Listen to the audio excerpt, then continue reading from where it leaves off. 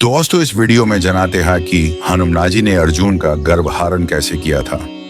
अर्जुन का गर्भहरण, हनुमान जी की कथा। महाभारत के युद्ध के समय अर्जुन को अपने धनुष और अपने पराक्रम पर बहुत गर्व था। उन्होंने कई युद्ध जीते थे और उनकी गिनती महान धनुर्धरों में होती थी। लेकिन उनके इस गर्व का विनाश हनुमान जी ने एक घटना के माध्यम से किया, जो आज भी हमें सिखाती है कि अहंकार कभी अच्छा नहीं होता और विनम्रता ही सच्चे योद्धा की पहचान है।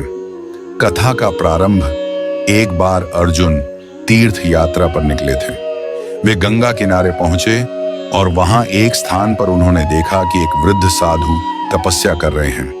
वह स्थान अत्यंत शांत और पवित्र था।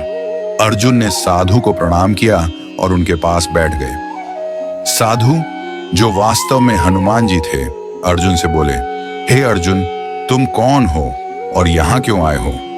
अर्जुन ने उत्तर दिया, मैं अर्जुन हूँ, महाभारत का योद्धा।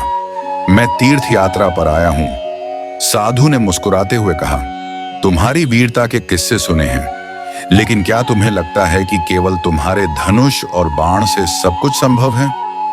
अर्जुन ने गर्व से कहा, हाँ, मेरे बाण इतने शक्तिशाली हैं कि मैं उनसे कुछ भी कर सकता हूं। हनुमान जी ने अर्जुन के गर्व को परखा और कहा, यदि तुम इतने ही पराक्रमी हो तो मुझे दिखाओ कि तुम बाणों से ऐसा पुल बना सकते हो जो गंगा पार कर सके। लेकिन ध्यान रहे, वह पुल इतना मजबूत होना चाहिए कि कोई भी उस पर से गुजर सके। दोस्तों, अगर अपा को हमारा वीडियो अच्छा लगे तो वीडियो को लाइक जरूर करें, और क्या अपा को यह स्टोरी पता थी या नहीं, कमेंट करके हमें जरूर बताएं। अर्जुन ने चुनौती स्वीकार कर ली। उन्होंने अपने धनुष से बाण निकालकर पुल का निर्माण करना शुरू किया। अर्जुन ने बड़ी मेहनत और कौशल से पुल बनाया और उसे देखकर गर्व से बोले, यह पुल इतना मजबूत है कि कोई भी इसे पार नहीं कर सकता है। हनुमान जी की परीक्षा। हनुमान जी ने कहा, ठीक है, मैं इस पुल की मजबूती की परीक्षा लूंगा। हनुमान जी ने अपना वानर रूप धारण किया और पुल पर चढ़ने लगे। जैसे ही हनुमान जी पुल पर चढ़े, पुल टूटने लगा। अर्जुन को यह देखकर बहुत आश्चर्य हुआ। उन्होंने फिर से पुल बनाया, लेकिन हनुमान जी के वजन से वह बार बार टूट गया। अर्जुन बहुत परेशान हो गए।